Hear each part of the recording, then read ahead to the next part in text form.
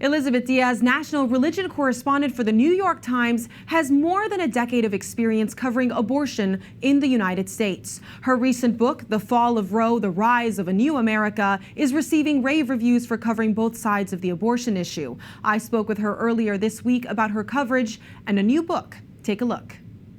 Thank you for joining us to discuss this book. What do you think, for those who haven't read your book, I know that I've enjoyed seeing this side of it. It's not particularly how we would talk about it here on Pro-Life Weekly, but it's an important narrative for our viewers to know about. What would you say that Roe symbolized for America?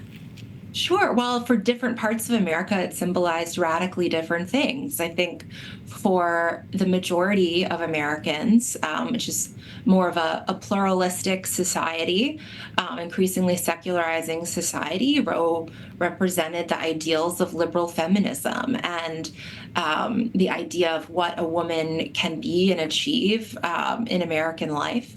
And then for a group mostly of conservative Christians, which was a smaller group, Roe represented a great travesty and the greatest moral failing, right, of the modern era. And with that, the ideals of womanhood that they did not want to see. So we had these two really diametrically opposed visions of womanhood and also of the values that America should represent, all symbolized in this one case. I didn't see in your book, and I don't know if this was intentional in order to stay kind of neutral on the subject of abortion, any discussion about the 14th Amendment or rights of the child, which is something that really is kind of at the forefront of the discussion now. Can you tell me something about those choices, especially with you and the dynamic with your co-author? Sure. Our book really documents the last decade leading until the fall of Roe, and the discussions about personhood and the 14th Amendment really arose more in the public eye towards the very end of that. And it's, as you said, it's much more where I think a lot of public debate is today, 2 years after the fall of Roe.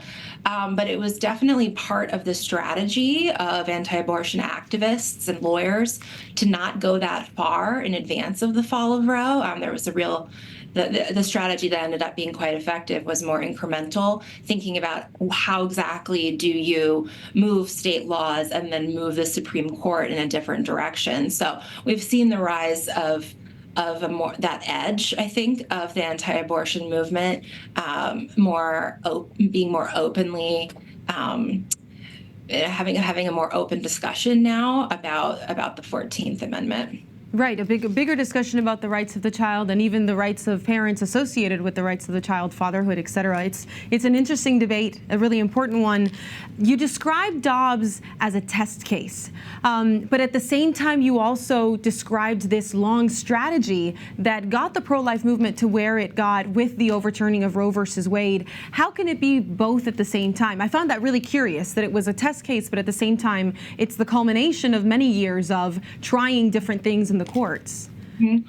Well, part of it is, and I'm sure you've talked about this, on your show, but for many years, the anti-abortion movement didn't know exactly what the case would be, right, to overturn Roe. So that's why we saw so many different strategies, gestational limits at everything from, 6 to 12 to 15, 18, 20 weeks. That's why we saw laws or legislation about Down syndrome, about fetal remains, right? There were all there were all kinds of different measures, and it was really an effective deluge strategy that the left couldn't really keep up with in the states. So there were many parts of this movement working on these different lanes to try to see what would be most effective.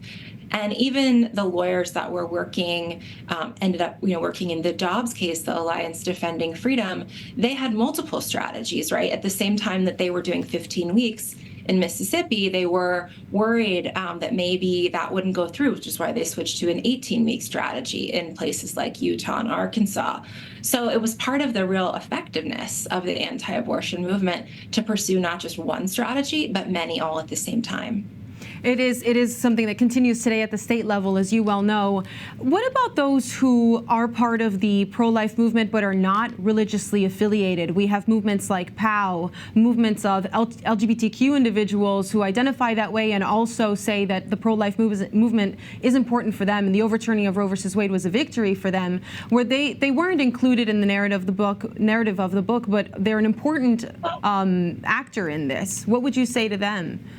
Their voices have become a bit more vocal recently, but it's also true that the vast majority of the anti-abortion movement is motivated by conservative Christian values about what it means to be a person and when life begins, and a real spiritual motivation is what many of the leaders of the groups, the people who devoted the time, the money, the resources, the strategy for most of this last half century were deeply rooted in Christian values. And no one, people weren't shying away from that. I think there was a strategy a bit later. There was a concern. Well, even at the beginning, John Wilkie, one of the fathers of the movement, said that the goal was to not make it sound religious, even though there were religious motivations, because if the public perceived the movement as too religious, that it would lose,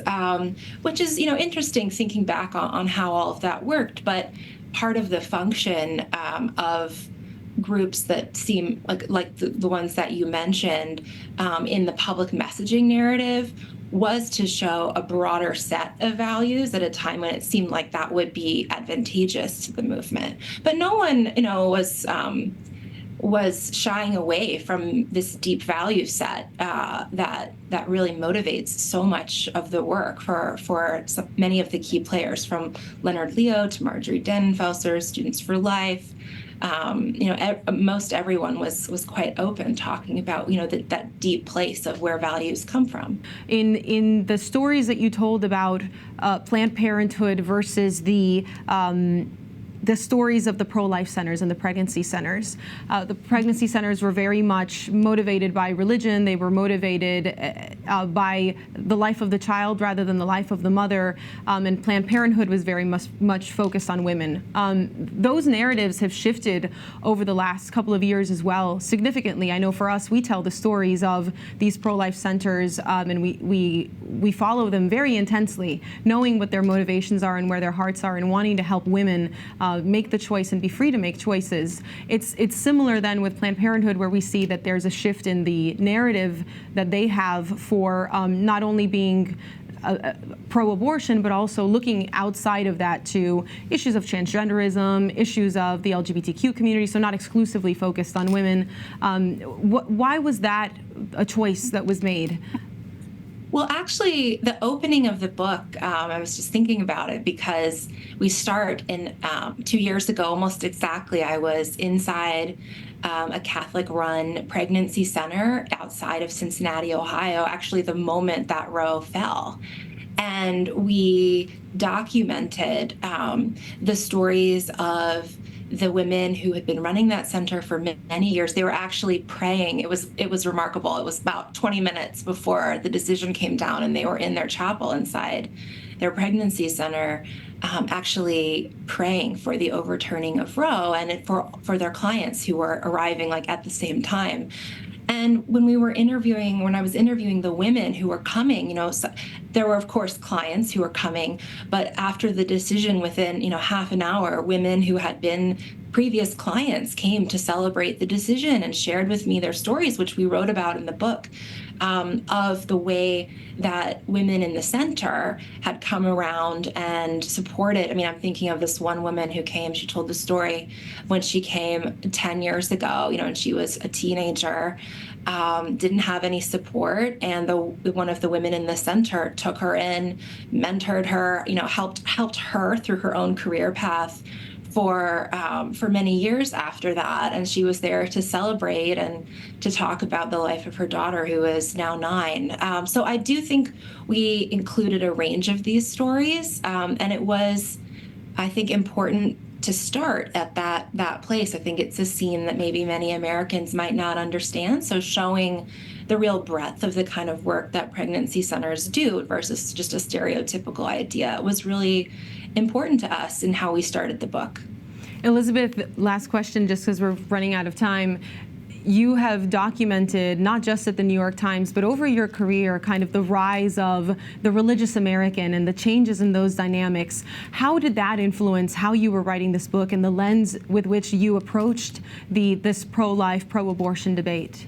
Well, thank you for that question. I actually also have a seminary degree. I went to Princeton Theological Seminary. So I think, especially with this issue in American life, it's really impossible to understand the complexities, the depth of the issue without understanding the bigger religious context here. And I use that in a broad sense, but religion, one of the things that you and your viewers know about it is that it's part of a story that's much bigger than just the story of an election cycle or even 50 years or the founding of the country. It's something that has such deep roots that go back millennia. And so understanding what that bigger story is really vital to understanding the motivations of many of the actors in our current political and cultural system. So I've really been grateful to be able to do that kinds of work and to hear these stories. I think it's bringing a really human element to the coverage and to our book. Well, I'm grateful for your time. Thank you so much. Thank you so much for having me, Monse.